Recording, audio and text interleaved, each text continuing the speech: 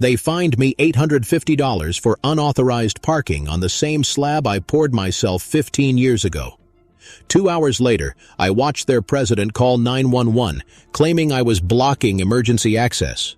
I had every inch of it on camera, time-stamped, legal, clean. Welcome to my channel.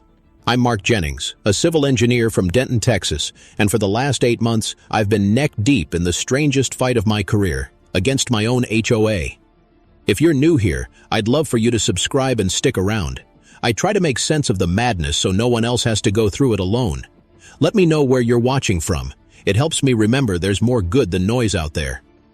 The morning it began, I'd just finished sanding the banister my wife had picked before she passed. The garage still smelled like her lemon oil polish. I remember it because that smell was in the air when the first violation notice slapped against my storm door. Unauthorized vehicle on common property, it said in bold. Common property. They meant my driveway. Poured, graded, and recorded in my parcel survey, Lot 12B. I laughed once, the kind that comes out of your nose more than your throat, then folded the letter twice and slid it under a magnet shaped like Texas. By noon, a woman in a mauve blazer and too much perfume was standing in my yard.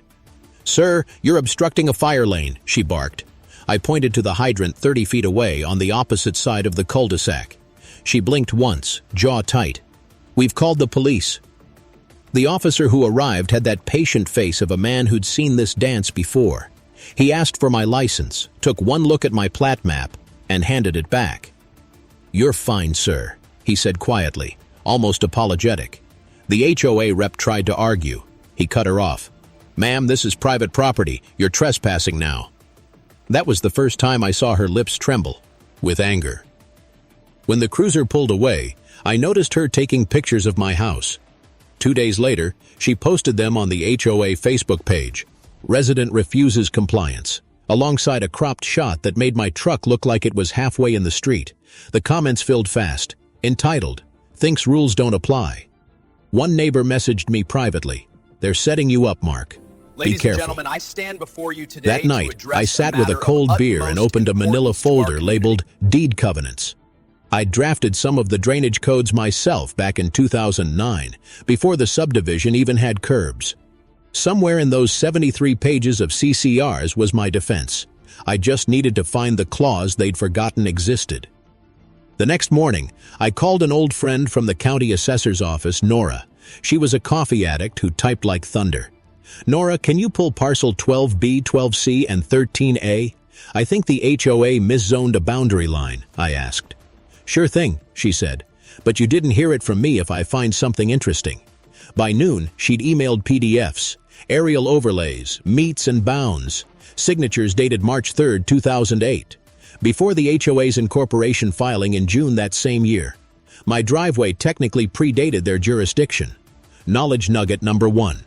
In Texas, any property feature constructed before an HOA's recorded declaration is grandfathered and exempt from retroactive enforcement unless a safety statute applies. I leaned back, exhaled, and watched the sunlight flicker through the blinds. They'd picked the wrong engineer to corner. Still, I knew better than to gloat. I documented everything. Photos, timestamps, copies certified by the county clerk. The goal wasn't to win a shouting match. It was to build a paper wall so high they'd need a crane to climb it. That week, I noticed 2 HOA board members loitering near my fence with clipboards. I stepped out with my phone recording. Texas is a one-party consent state, as long as you're part of the conversation. "Can I help you, gentlemen?" I asked. They stammered something about verifying landscaping compliance. I measured the distance from my retaining wall to the property line, 8.2 feet, same as my permit allowed. They walked off, mumbling. I'm not the kind of guy who enjoys confrontation. I lost my wife to cancer 2 years ago. After that, I just wanted quiet. But when someone tries to make your home feel like a borrowed space, something hard wakes up inside you. I called my neighbor Jim, a retired firefighter who'd been here longer than any of us. He said, "Mark, they did this to me over a flagpole once. You gotta hit them with their own paperwork." He wasn't wrong. The next morning, I drove to the HOA's management office. 2 glass doors, a receptionist, and the faint smell of toner and cheap coffee. I requested copies of meeting minutes for the last 12 months. She hesitated, then said, Those aren't public. I smiled. Under Texas Property Code 209.05, they actually are. Her eyebrows twitched. 10 minutes later, she handed over a stack of papers warm from the printer. As I stepped out into the parking lot, the wind caught one of the pages and flipped it open. The line that caught my eye. Motion to amend parking policy, passed unanimously, pending county registration. The date, February 12th. The county hadn't stamped the amendment until March 4th. 3 weeks of retroactive enforcement. Illegal as hell. I folded that page carefully, slid it into a plastic sleeve, and felt the first jolt of something like justice under my ribs. But I also knew the moment I used it, the war would go public. For now, I kept it close. That night, the sprinklers ticked against the siding, while I logged everything into a binder. Each sound in the house, ice clinking, paper rustle, faint hum of the fridge, reminded me why this fight mattered. I wasn't defending concrete. I was defending peace, the kind you only understand when you've almost lost it. By the end of that week, the violations multiplied like weeds, 4 in total. 1 for a supposed unauthorized porch light fixture, 1 for non-compliant mailbox color, another for yard clutter because of 2 potted plants, and the last for vehicle obstruction again. Each letter carried a $100 fine. They arrived folded the same way, same envelope, same smug tone. The HOA president, Linda Prescott, started showing up unannounced, armed with her phone camera. Once, she leaned over my fence to photograph my meter box. "Documentation purposes," she said when I asked what she thought she was doing. "For the record." I decided if she wanted a record, I'd give her one worth keeping. So I bought a small GoPro, mounted it discreetly under the porch eave, aimed straight at the driveway. Every time her car slowed, it recorded date, time, license plate, the works. 2 weeks in, I had 7 separate trespass incidents logged, all neatly saved in a cloud folder. I named it, "When the HOA Comes Knocking." One morning, I found a fresh notice taped to my truck windshield. "Final warning before tow, failure to comply will result in enforcement." No signature, just the HOA letterhead. It was 6:48 a.m. The dew hadn't even dried. I snapped a photo with the time visible on my phone, then drove straight to the city's code compliance office. The clerk there, a young guy named Javier with a nervous laugh, looked up when I set the notice on the counter. "They can't tow from private property without a municipal contract," he said, after checking the database. "And they don't have one." He printed a short statement for me, official, letterhead and all. "Keep this handy, sir. If they touch your car, call us first." That document went into my binder under Exhibits Preemptive Defense. Back at home, I saw a post in the neighborhood Facebook group, "Resident causing repeated disturbance. Police may intervene." My address was blurred but recognizable. The thread had 36 comments already. The first few supported them. The rest were people asking what the HOA's problem was. For the first time, the tide shifted slightly in my favor. I took a breath, typed a simple comment. "Everything I've done is within my deed rights, recorded March 3, 2008. The HOA incorporated after that date. The driveway is mine, legally exempt. Documentation available if you're curious." The post vanished an hour later, deleted by admin. That night, Jim walked over carrying 2 folding chairs and a thermos of coffee. We sat in silence for a while, listening to cicadas buzz. He said, "You know, Mark, they think you'll just quit." "I'm not built that way," I said. "Then keep your cool. They'll trip over their own rules soon enough." He was right again. The next morning, I started digging deeper. If the HOA wanted to make my life a case file, I'd make theirs a blueprint. I opened the county's public database and searched the HOA's business registration. There it was.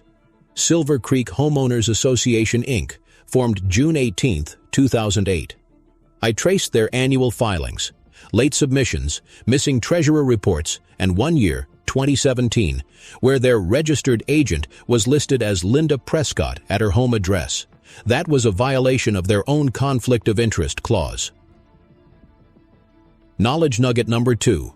Most state HOA acts require the board to maintain a separate registered agent, not a current officer, to prevent internal tampering or selective enforcement. I printed everything, hole-punched it, and slid it into Section C of the binder. It was around this time I decided to call an attorney, not to sue but to clarify the boundaries. Her name was Alicia Tran, a real estate lawyer with K-stained cuffs and a dry sense of humor. She reviewed my files quietly for 10 minutes, then said, "You've already done half my job, but you need to be strategic. Don't react. Build." "Meaning?" I asked. "Let them overreach," she said, flipping a page. "Selective enforcement collapses a board faster than any lawsuit, and when it does, you'll want a paper trail leading straight to the correction clause in their own covenants." She pointed to a line near the back of the CCRs I'd barely noticed. "Any amendment not duly recorded within 30 days of board approval shall be null and void." The date mismatch I'd found meant their entire parking rule might already be invalid. "Can you prove they enforced it during that gap?" she asked. I slid over the first violation notice. February 20th. She smiled. "Then congratulations, Mark. You just found your lever." I left her office feeling something between relief and adrenaline, but Alicia's warning stuck with me. Document, don't detonate. 2 days later, Linda cornered me outside the mailbox cluster. "You really think your little papers scare anyone?" she sneered. "We'll fine you till you sell." I didn't say a word, just took a photo of her standing under the HOA sign and walked away. That night, I built a timeline chart. Horizontal axis for dates, vertical for actions. Red for their violations, blue for mine, green for legal filings. It looked like a heartbeat, the kind that spikes before someone realizes what's coming. Before I turned in, I looked at my wife's framed photo on the mantel. She'd always said, "Don't start fights, Mark, just finish them." I whispered, "I'm getting there." Now that I had leverage, the question was how to use it. Quietly, patiently, lawfully. If you've ever been up against an HOA, tell me, did you fight or fold? Share what worked for you so others can learn. And if you're one of those hard lurkers watching right now, leave your message for the rest of us below. The next morning, the retaliation truly began. It started with a noise complaint. A letter slipped under my door at 9:07 p.m., citing loud mechanical work after sunset. The alleged noise? My air compressor running for 10 minutes. Then came the so-called wellness check. A sheriff's deputy knocking on my door after a concerned neighbor reported erratic behavior. The deputy was polite, but embarrassed. "We get these calls sometimes," he said, eyes darting to the HOA president's car idling down the street. By the third week, I had 9 citations. They even fined me for leaving trash bins out past 7 o'clock p.m. They'd moved the rule from 10 o'clock p.m. without notice. Each notice went into my binder, each with photos of timestamps, envelope seals, and delivery slips. It stopped feeling like bureaucracy. It started feeling like harassment. One night, I heard gravel crunch outside. When I stepped onto the porch, a flashlight beam hit my chest. Linda stood by my fence again, this time with 2 board members and a clipboard. "We're verifying property boundaries," she said, voice smug. I held up my phone. "You're trespassing again, Linda." Her grin faltered. "This is association business." "Then you'll want to call your lawyer," I said, clicking stop on the recording. "Because you're on camera, again." Her lips pressed together like a vice. The next day, my mailbox had another envelope, notice of potential lien. That one actually made my hand tremble.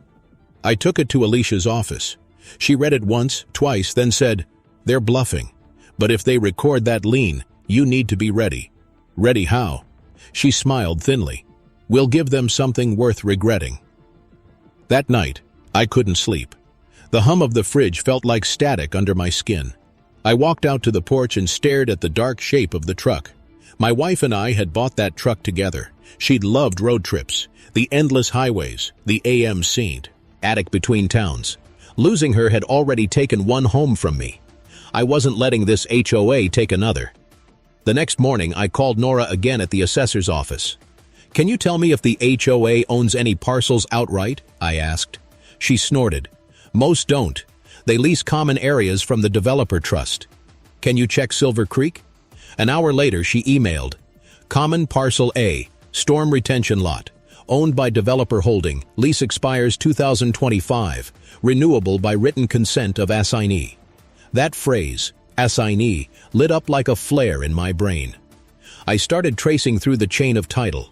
The developer, a company long dissolved, had sold its assets to another LLC for tax reasons. The assignment rights on Parcel A hadn't been re-recorded, which meant it could technically be transferred again if someone purchased the lapsed interest through the county. Knowledge nugget number 3. In some states, lapsed or unrenewed leasehold interests on common areas can be reassigned to any qualifying entity, including individuals, so long as they meet notice requirements and pay transfer fees. I spent 3 nights reading property law forms, verifying clauses, even calling a title officer I used to work with. Every response came back the same. Yes, it's possible. Complicated, but possible. So I did it. Quietly. Through an LLC I'd set up years ago for consulting. Northgate Holdings, clean and compliant. I filed a transfer notice and tendered a $320 processing fee.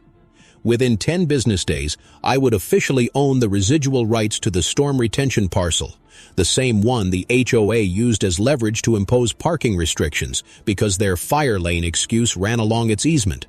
I didn't tell a soul, not even Jim. Meanwhile, the HOA doubled down. They hired a towing company, stationed a board member at the cul-de-sac entrance, and started measuring driveways with a tape. When I approached, they said, "Standard compliance check." I asked for credentials. They waved a laminated badge that looked printed at home. That evening, Jim showed up again, shaking his head. "They tried to tell me my flag was too tall," he said. "Told them I'd been flying it since '91. We laughed, but it didn't last. "You sure you're okay?" he asked, lowering his voice. "You look tired." "Just waiting for a signature," I said, not explaining more. 7 days later, it arrived. White envelope, blue seal from the county recorder's office. Inside, the assignment form stamped and recorded. Transfer of leasehold interest. Parcel A, Storm Retention Lot, Silver Creek Subdivision. Grantee, Northgate Holdings, LLC. I held that paper like it was a detonator. From that moment on, the HOA's foundation was mine. Literally. Every rule they enforced tied back to that parcel's maintenance clause, and I had the right, under the lease, to revoke access for cause. Still, Alicia's voice echoed in my head. "Document, don't detonate." So I waited, watched, let them think they were winning. By mid-April, they sent me a certified letter, intent to record lien for non-payment. They'd charged me $2,800 in fines. I smiled when I read the total. A perfect round number to collapse under audit. The following week, I drafted my own certified notice. Notice of leasehold rights and restriction on use, Parcel A. I didn't send it yet. I just placed it on top of the binder and stared at it until the porch light flickered off. There's something thrilling and terrifying about holding silent power. You want to use it, but you know timing is everything. Out loud I said, "Soon." Now tell me, for those watching, how far should an HOA control your own property? Should they dictate your driveway, your porch light, even your mailbox color? Or is that where community ends and control begins? Drop your take below, curious where your line is. I had no idea then how fast that line would become a battlefield. The day the lien notice officia, Ellie posted, I didn't shout, didn't even swear. I just stapled it to the inside cover of my binder, took a long breath, and drove straight to City Hall. The clerk at records, a silver-haired woman named Doris, squinted at my folder. "You really brought the whole house, huh?" she said with a smile.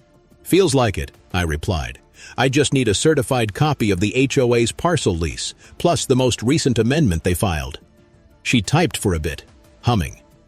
They didn't file an amendment. Last one's from 2015. That was 8 years ago.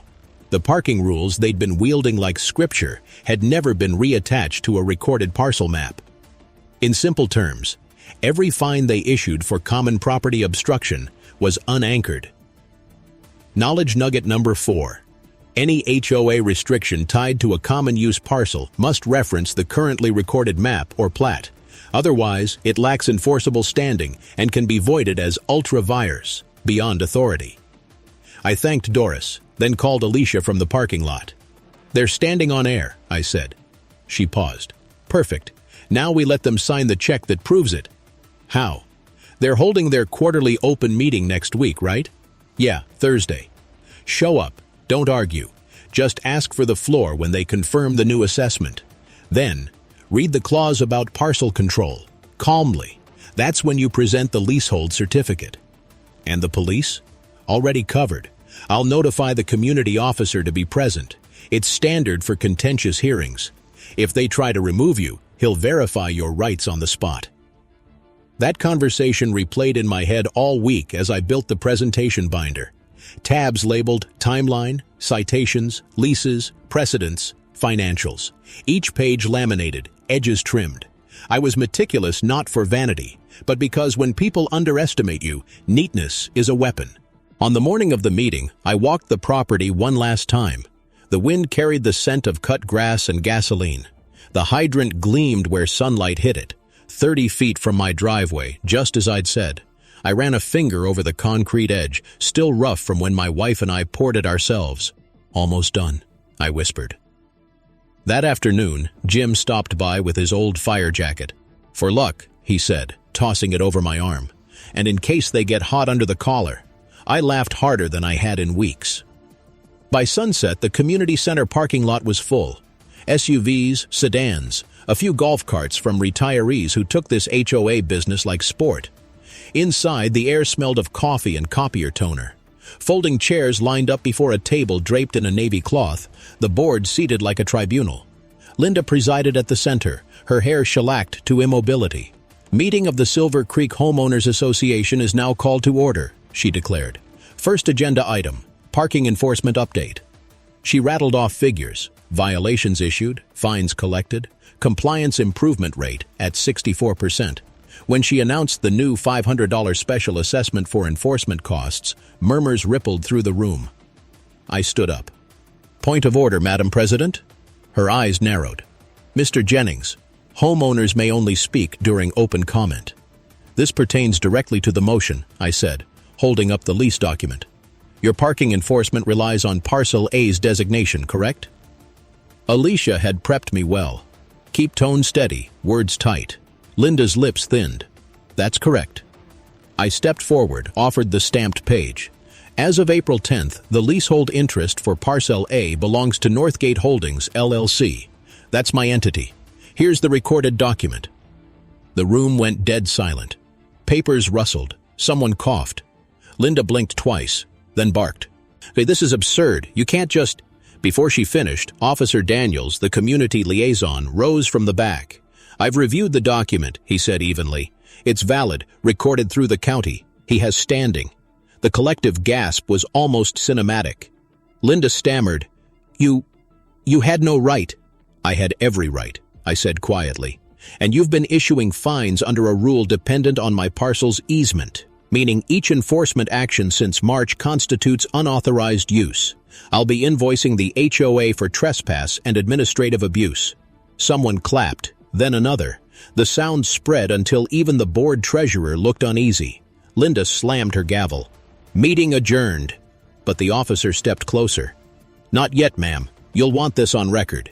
He motioned to the secretary, who kept the tape rolling. "Under state law, any termination of easement access must be documented before adjournment. He's within his rights." I didn't gloat. I simply slid my binder across the table, open to the clause highlighted in yellow. "Null and void," it read in clean black ink. That was the first reversal. The quiet kind. The kind where truth speaks louder than any argument. As I left the hall, a neighbor touched my shoulder. "You actually did it," she whispered. "Just followed the paperwork," I said, though my pulse still hammered like a drum. Outside, the night air was thick with the smell of dust and asphalt. The streetlight flickered once, like a wink from the universe. I had my leverage now, but leverage alone doesn't clean up the mess. It just shifts the balance. Would you have pulled that move, or waited until they broke another rule? I'm curious. If you had the power to turn the HOA's foundation against them, would you use it right away, or hold it for reform later?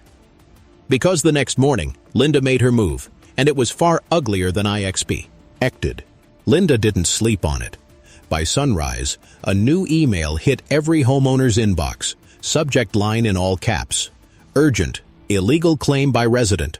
She accused me of fraudulently acquiring association property and warned that criminal charges may follow. She even quoted sections of the penal code, wrong sections, of course. By mid-morning, my phone buzzed nonstop. Some neighbors asked if I was okay. Others just sent screenshots, shaking their digital heads. Jim came over in person, still in his slippers, holding his phone out like it was evidence. "She's losing it," he said. "I know," I answered, "and she's giving me everything I need." He frowned. "You sure you can take the heat?" Already logged the email headers. Defamation per se if she doesn't retract within 48 hours. That day became a blur of retaliation. First, a courtesy inspection by 2 supposed safety officers. No badges, just HOA polo shirts. Then, a bright orange sticker slapped on my truck windshield reading "Impound Order." When I peeled it off, glue residue streaked the paint. That one hurt more than I'd admit. Still, I kept calm. I logged every act, photographed every scene, even recorded the sound of one of them banging on my fence gate. Metal latch clanging like a gunshot. At 6:00 p.m., I emailed Alicia all the files under the subject. Escalation phase. She called 10 minutes later. "Mark, you've crossed from annoyance into harassment territory. Time to tighten your case." Meaning? Police report for the vandalism, certified complaint for the defamation, and an affidavit from any neighbor who witnessed a trespass. You'll want 3 independent witnesses minimum. Jim was the first. Then came Maria, the schoolteacher 2 doors down, and a quiet older man named Roy, who'd kept to himself until now. "Saw them measuring your fence Tuesday," he said. "Didn't look right to me, each a file. Fit of it notarized, stamped, added to the binder." The thing was thicker than a city codebook now, but I'll admit, it was getting to me. The sleepless nights, the stares, the sense that someone was always watching. One evening, I caught my reflection in the front window, jaw clenched, shoulders tight. My wife used to call that my fight face. She'd touch my cheek and say, "Don't live there too long." I whispered into the empty room, just until it's safe again. 2 nights later, the HOA called an emergency board session, allegedly to discuss my conduct. I wasn't invited, but I knew a few sympathetic neighbors would be there. One recorded it, perfectly legal under Texas one-party consent. Linda's voice came sharp through the playback. "We'll freeze his voting rights until this is resolved. He's a liability to the community." The treasurer replied hesitant. "That's not in the bylaws." "Then we'll make it in the bylaws," she snapped. That line would turn out to be her undoing. By Friday, a notice appeared on my door again, bright red, "Board action pending, non-compliant member." Underneath, a fine total of $4,900. It was meant to break me. Instead, it finalized my evidence chain. That evening, Alicia and I met at a diner off I-35. She sipped black coffee, flipping through my binder. "You've got them," she said softly. "Next move is strategic. We'll file the harassment complaint and simultaneously serve them notice of your leasehold rights enforcement. That'll freeze their authority until resolution. So do I drop the bomb now?" She smiled faintly. "Not yet. Let them feel the countdown." And so, I waited again. Collected more proof. When they staged their community patrol photo shoots, I filmed them from my window, time-stamped. When they tried to slide another envelope under my door, I measured the gap. 3 inches, violating Texas's notice delivery requirements. Piece by piece, I built the final puzzle. But before the hearing could come, Linda tried one last desperate strike. She reported me to the city for operating a business from a residence. A lie, of course. The inspector arrived, apologetic. "Sir, this is just procedure. Someone filed a complaint." He glanced at the house. "You don't even have signage." "Nope," I said. "Mind if I record this inspection for transparency?" "Go ahead," he said, clicking his pen. He walked through, took 2 photos, and left. The report came back clean. No violations observed. I printed it, stamped, bindered. That night, Jim knocked again. "You think she'll stop?" "Not until the board collapses," I said, "but that's about to happen." Because in less than 48 hours, the county's leasehold verification would post publicly. And when it did, every homeowner would learn the truth. The HOA had been enforcing rules on property they didn't even control. That would start the domino fall. And for those watching, I'll ask, when someone in power crosses every line, do you push back through courts, or do you buy the ground beneath them and make them play fair? What would you do if you were standing where I am right now? 2 days later, the listing went live, and everything began to unravel. The county listing dropped at 10:02 a.m. on a Wednesday.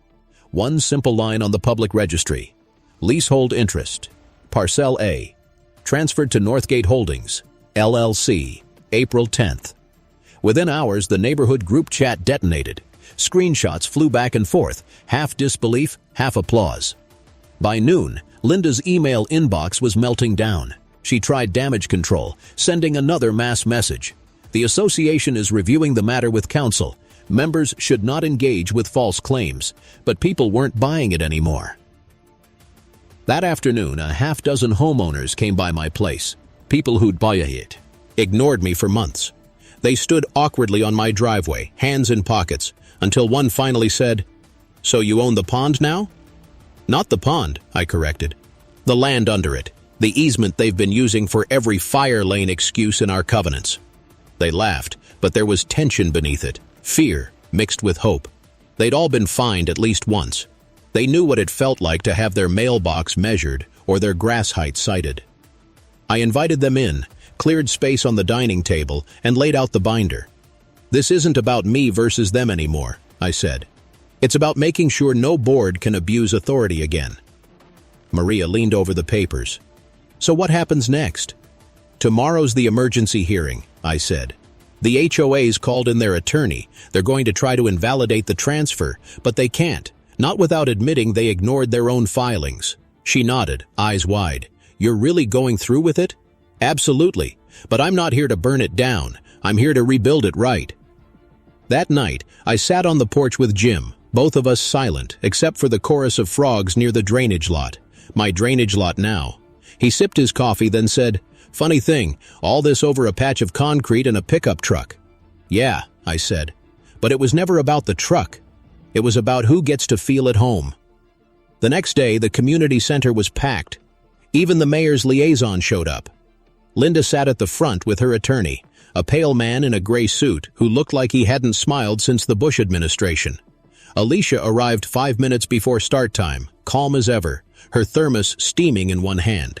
When the session opened, Linda launched straight into attack mode. "Mr. Jennings's so-called acquisition constitutes bad faith interference with community governance." Alicia stood, voice level. "On the contrary, my client lawfully acquired an unrenewed leasehold interest, publicly recorded, fully compliant with state property code. The association's enforcement authority over Parcel A expired March 31st due to non-renewal. The board continued to levy fines beyond its legal boundary." The HOA attorney tried to interject, waving papers, but Alicia was surgical. "You'll note your own Exhibit 2 references Parcel A as the enforcement corridor. You've built your entire authority on an expired clause." The liaison from the mayor's office, a broad-shouldered man named Hardy, stepped up. "For the record, we've confirmed the county filings. The lease assignment is valid. The HOA's current use is, at best, under review." That phrase, "under review," rippled through the audience like a verdict. Linda tried one last push. "We have fiduciary duties. We can't let a private citizen hijack common property." Alicia smiled. "You mean the common property your board failed to renew, record, or insure properly? My client simply filled a vacuum you created." Linda's face drained of color. Then Hardy spoke again, calm but firm. "Until further notice, enforcement activities on Parcel A and its adjoining easements are suspended. Mr. Jennings, you maintain temporary control subject to municipal oversight." That was the legal way of saying you win. The room erupted, some cheering, some arguing, but the tension finally broke. Jim patted my shoulder. "Told you they'd trip." I just exhaled. For the first time in months, I could breathe without checking for shadows. Visual beat number 1 came naturally. After the hearing, I walked outside, pulled a wrinkled violation notice from my pocket, and dropped it into a fire pit I'd built from spare brick. The paper curled, edges glowing orange before turning to ash. That night, Alicia called. "You did it, but now's the time to think bigger." "Bigger how?" "You have leverage. Use it to negotiate reforms, get term limits, transparency, and audit. Turn the win into something lasting." She was right.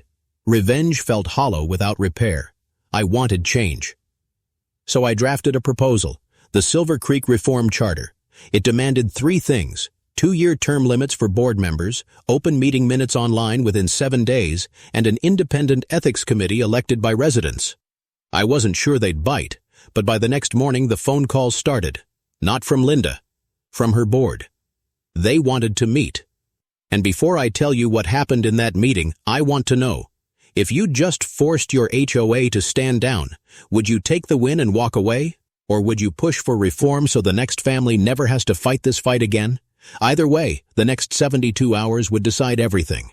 They met me at the same community hall where it all started. 7 board members, minus Linda. She'd taken a leave of absence for health reasons, according to the vice president. No one said the word resignation, but it hung in the air like static before a storm. I brought the binder again, but this time it wasn't a weapon. It was a blueprint. Alicia sat to my right, arms folded, expression unreadable. Jim was behind me, quiet support. The fluorescent lights buzzed faintly overhead, and someone's perfume mixed with the smell of burnt coffee. "Mr. Jennings," the treasurer began, voice trembling, "we'd like to reach an amicable resolution. The residents are uneasy. We understand your lease rights give you certain controls, and we'd like to discuss terms." I nodded once. "I'm not here to strip anyone of power," I said. "I'm here to make sure power plays by its own rules." The secretary, a younger woman who'd mostly stayed silent until now, leaned forward. "What exactly do you want?" I slid the top sheet across the table. The Reform Charter. 3 reforms, term limits, 2 years, maximum consecutive 4, open minutes within 7 days, and an independent ethics committee elected by residents. I'll release easement rights back to the association once these are adopted and recorded. Murmurs rippled. The vice president frowned. "That's unprecedented." Alicia smiled faintly. "So was trespassing on a homeowner's driveway." That silenced him. They stepped outside to confer. Through the glass door I could see them pacing, gesturing, voices hushed but agitated. I thought of my wife then, how she'd painted the kitchen a ridiculous shade of seafoam green because she said, "Every home should look like it's breathing." I realized this fight wasn't just for me anymore. It was for every person who'd ever been told their home was borrowed space. When the board returned, the treasurer spoke first. "We agree in principle. We'll need 2 weeks to draft and ratify." Alicia tapped her pen. 7 days, or the lease remains in Mr. Jennings's possession and we'll file a declaratory judgment confirming his control over Parcel A. That'll freeze your insurance underwriting. The treasurer's face went pale. 7 days, he said quietly. And just like that, it was done. Outside, the evening air felt cooler. The sky bruised purple at the edges. Jim slapped my back. "You just changed how this place runs." I smiled, though exhaustion crept in. Now they'll decide if they want peace or pride. That night, I slept through the night for the first time in months. No knocks, no headlights in the driveway, just quiet. 2 days later, the story hit the local paper. Resident forces HOA reform through legal acquisition. It read like a parable. A man buys the land under his own oppression. By the 5th day, the board submitted the amended bylaws to the county clerk, He demand included, line by line. Visual beat number 2 came the following evening. They'd called a public meeting to acknowledge the changes. I walked up to the podium, rain tapping against the windows, and laid my deed certificate down, heavy, embossed, stamped. "I release the easement back to the association," I said, "under one condition, that transparency never becomes optional again." Hardy, the liaison, stood beside me and nodded. "For the record, all reforms are adopted and filed. Mr. Jennings acted within the law and in the community's interest." The crowd clapped, not wild applause, but something steadier, deeper, respect, relief. Afterward, Maria hugged me and whispered, "You gave us our neighborhood back." I didn't answer right away. I just looked at the line of rain streaking down the glass and thought how quiet justice sounds when it finally lands. But Linda wasn't gone entirely. A week later, I received a short certified envelope. Inside was a handwritten note. "You think you won. You just built yourself a target." I turned the note over, saw nothing else, and fed it into my shredder without a word. For those of you watching, tell me this. When you win against corruption, should you let the old guard fade quietly, or should their names stay public for accountability? Comment your thoughts below, or at least like the video if you think transparency should never need permission. Because the fallout wasn't finished. The insurance company audited the HOA's finances, and what they found made headlines across 3 counties. The audit cracked the dam wide open. Within 2 weeks, the insurer reported irregular disbursements totaling $47,600 over 3 fiscal years, funds labeled as administrative reimbursements. Half of it traced back to Linda's personal bank account. The rest had vanished into prepaid cards and bogus contractor fees. Local media ran it like wildfire. Silver Creek HOA under investigation for misuse of funds. Residents who once whispered in driveways now spoke openly on porches. Someone even hung a banner over the community sign, "We are not your ATM." The County Ethics Board convened a review. Hardy's office confirmed what everyone suspected. Linda had resigned permanently. She faced misdemeanor charges for misappropriation and falsified filings, enough to bar her from any future board service. The HOA's liability insurance was suspended, pending restitution. It felt strange watching the dominoes fall, not gleeful, just steady, inevitable, like a structure that had been waiting to collapse under its own crooked weight. Jim brought over the morning paper grinning. "Guess we've got our own Watergate," he said. I laughed softly. "Just hope it ends cleaner." He poured coffee into 2 chipped mugs. "What are you going to do now that you've won?" "Fix what's left," I said, because Alicia had already drafted the next step. A community oversight program. We called it Silver Creek Civic Day, a quarterly gathering where residents could review budgets, propose improvements, and volunteer hours toward neighborhood upkeep. It wasn't glamorous, but it was honest. The first one happened 3 Saturdays later. Kids chalked sidewalks, retirees handed out lemonade, and the air smelled like wet grass and barbecue smoke. Maria ran a booth explaining how to read HOA budgets. Roy printed a poster that said, "Transparency looks good on us." Visual beat number 3 came as dusk fell. Hardy, the city liaison, walked up to the podium, the microphone beaded with condensation from the humidity. He handed me a sealed folder and said, "The mayor's office wanted this delivered personally." Inside was a certificate, Community Integrity Commendation. I set it on the table beside the old binder, the same one that started at everything, and said to the crowd, "This isn't about a driveway anymore. It's about ownership in the truest sense, the right to belong without fear." Applause rolled through the courtyard, slow and real. Afterward, as people drifted home, I stayed behind to stack chairs. Jim joined me, wheezing a laugh. "You know, Mark, you could have just moved." "Yeah," I said, smiling, "but then someone else would have fought this fight." He nodded. "So, what changed after all this?" I thought about it. Meetings got shorter, fines got rarer, and neighbors started waving again instead of hiding behind blinds. We watched the porch lights flicker on one by one, like a map of small victories. If you believe I fought the right way, and this is how it should end, say a few words in the comments for your friend, or someone who's been bullied by their own HOA. Subscribe so future stories reach you first. And if you care about fairness, share this one. Maybe it'll save someone else a few sleepless nights. That's on us. Alicia once told me every case teaches a lesson. This one taught me that justice doesn't always roar. It signs, stamps, and records quietly, 1 page at a time. When I finally closed the binder for good, I felt my wife's presence somehow in that silence, like she'd been waiting for me to make peace with the place we built together. Now, when I walk past the driveway in the early morning light, I don't see conflict. I see continuity. And when the next HOA tries to flex its power, well, let's just say I'll be ready. Next case? Maybe another community that forgot what home means. But for now, Silver Creek is whole again.